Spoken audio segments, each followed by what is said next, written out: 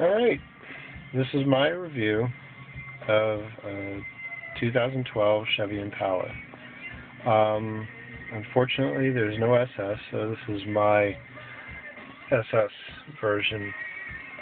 If you've seen the other video where I've done mods to the exhaust and intake, so far, I guess at this point now I'm 6 months out, 6 months owner, and this is pretty much an interior fit, finish, and my overall impression of it. I'm going to try to be as unbiased as possible, just because of the fact that in case you're thinking about getting one, I don't want to say anything that would persuade you from getting it, or to say something that would make you want to run out and buy one.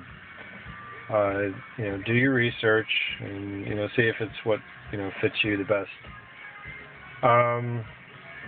I guess we'll start with fit and finish, and as I pan around the interior here, all of this is going to be from a driver's perspective. Sort of an overcast day. Get a little shot out here. You see the parking lot's a little wet. The plants are loving it though. But let's see. Let's start high and then go low. For whatever reason, GM and some of the other cars nowadays do not come with an actual window tint at the top. So I took some 5% tint and brought it down. Typically there is a little marker on the glass. I had stopped at that marker, but in this case I think what I did is I brought it down to the edge of the rear view mirror where the mounting is. There you go, that's a better shot. Brought it right down to the base of that and then just carried it over so it looks nice. From the outside you can't even see it's there. The reason why it's darker in this corner is I took a second layer of 5% tint and put over it, because when you put the visor down, you look over here, wow, there's a huge gap. And getting beamed in the eye a couple of times by sunlight, and this does not telescope to the left. It does telescope to the right when you pull it out, which is really nice if you're using it on the side.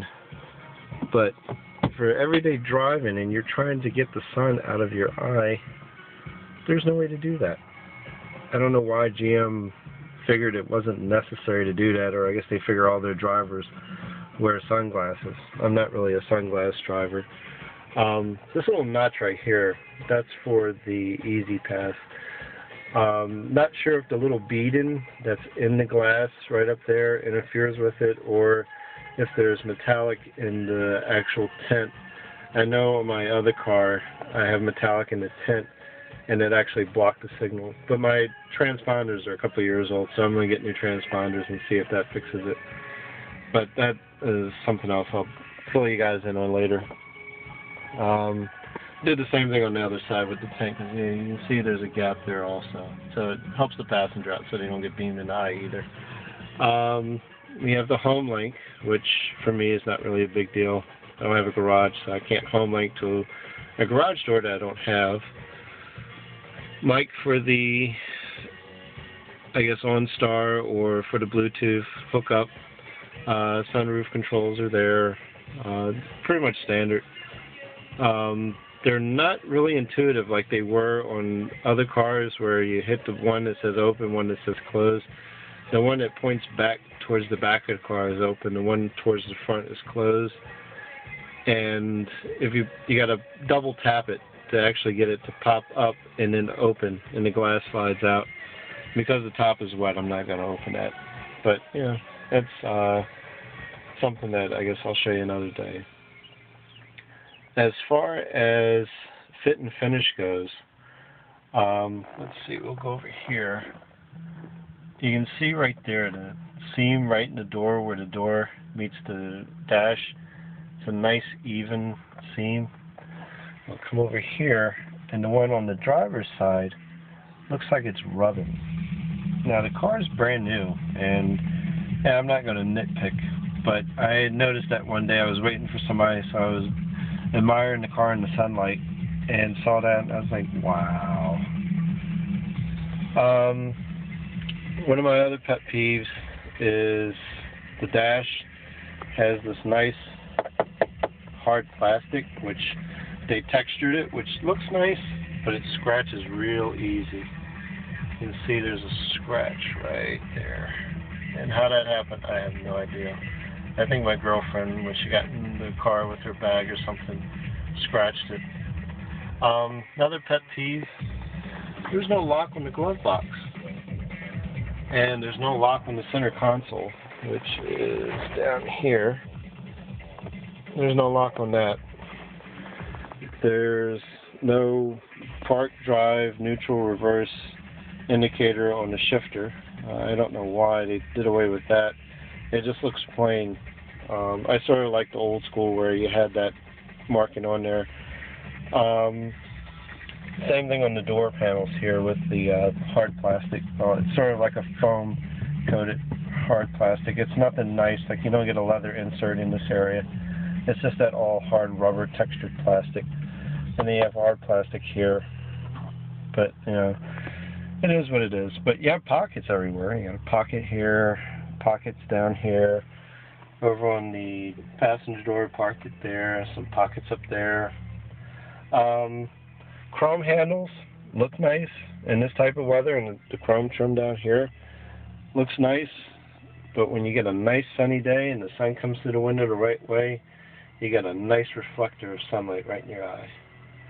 But I can live with it. I just shift my head to one side. As far as controls, everything in the car seems like it resets itself back. It doesn't stay in the state that you leave it in. For instance, if you turn everything on, and then when you turn the car off, when you start it or turn it back on again, everything is reset back to the way it was. Right now, the car is running on the retained accessory power. That's why the music's on.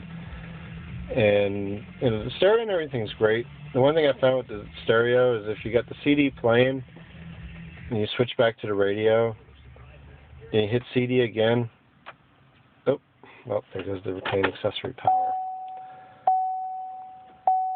Now that it went off, it's going to take a few seconds for it to scan to bring up the music. And the CD I have in there is playing MP3s. It's not just a regular audio CD. So you can see how long it's taken for that to actually bring up the CD. There it goes. Now, I can say band, which takes me back to the radio. Now if I hit CD, it comes back a lot faster. I made that discovery a couple of days ago. Dash is pretty nice. This is on, off, everything zeroes out, everything's dark. If you open the door, you get the mileage indicator.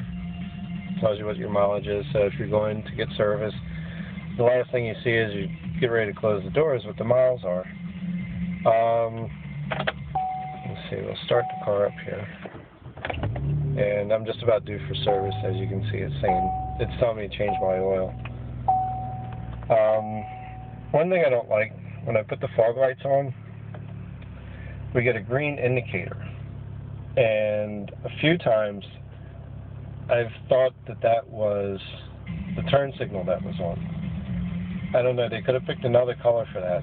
I mean, they have the bright blue for the high beams, but they use green for the fog lights. I don't know, they could have picked another color or put it in a different position, maybe down here low next to the brake or down next to the seat belt or something, or maybe stuck it, you know, an indicator actually on the light control here, which right now it's an auto, and because of the light, it's actually has the, it's not exactly dark, so it's running in auto mode, so it actually has the headlamps on. And if I cover up the sensor, which is up here on the dash, it should switch into night mode. And you can see what the night headlight or night lights look like on the dash.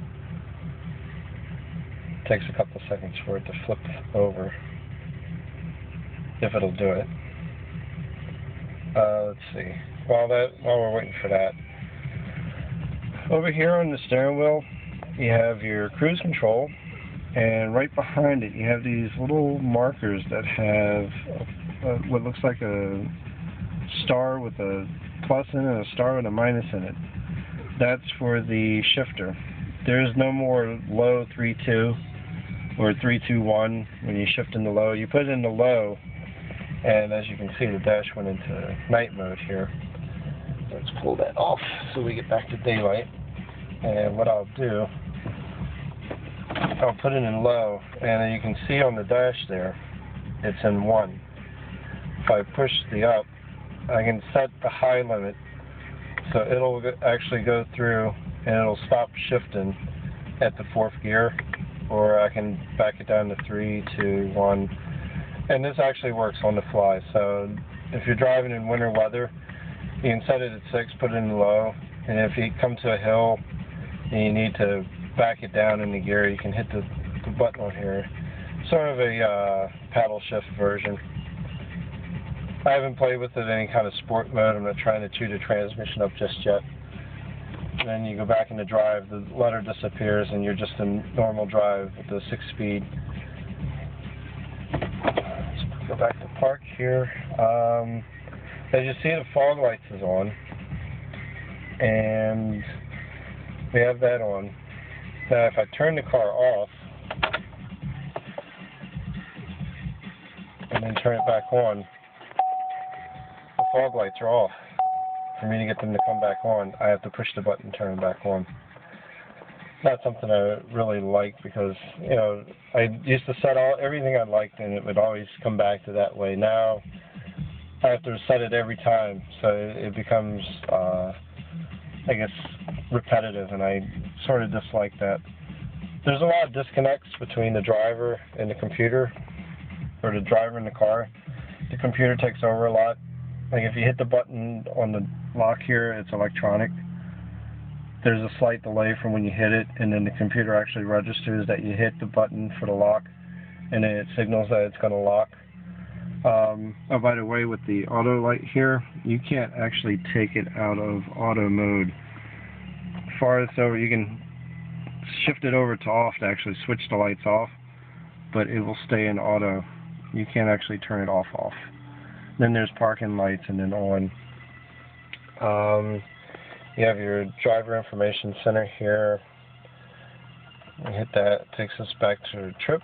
You can see what the different trips is, the fuel range, average economy,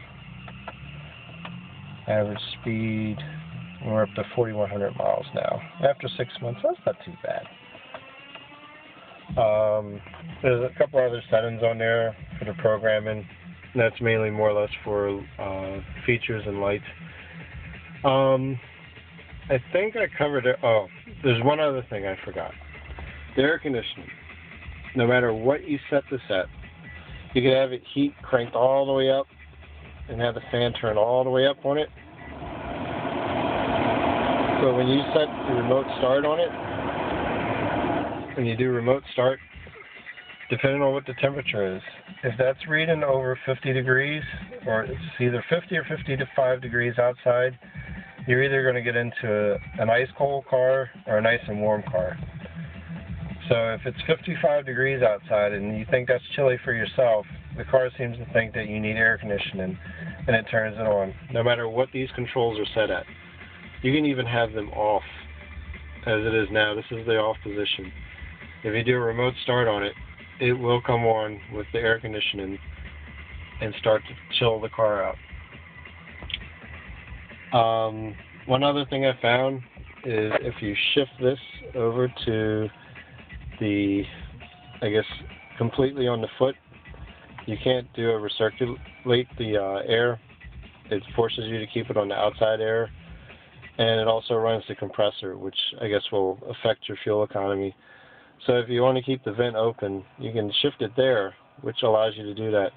And I guess that's an indicator that'll tell you where it's set at on the dial here. If you can go into recirculate, you're not running the compressor. I don't know why they have it set that way.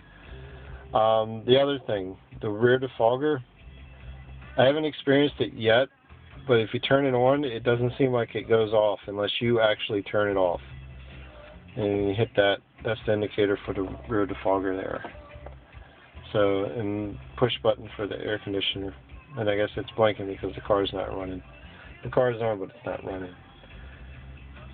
But, you know, as I continue to learn, you know, the different features of the car and stuff, I'll probably feed back to you guys. If you have any questions or anything in particular that you'd like me to show,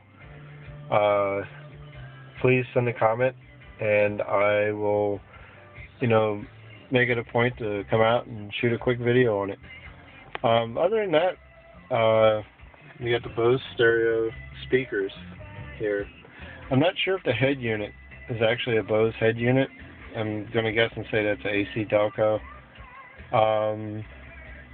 Other than that, you got two power ports down there next to my Lifesaver. And you have one in the center arm console. Other than that, you have this light. If you do a black interior, this is what you're going to get. A light gray top, and then you get your ebony lower. I have no idea why they did that. My other car has black top, black lower, black everything. The wood grain is nice. I like the wood grain, although it could be a little less glossy, as you can see here. You get a lot of glare off of it. But other than that, I think I covered everything I want to cover. And if you have any questions, fire away. Thanks for watching.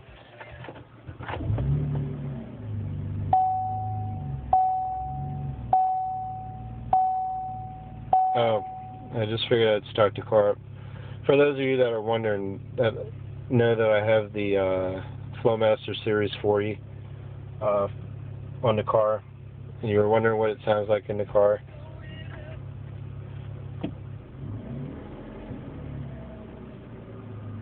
You can barely hear it. I'm not sure if it's even coming through in the video. I'll find out later when I watch the video, and I'll probably make an annotation in there if you can hear it.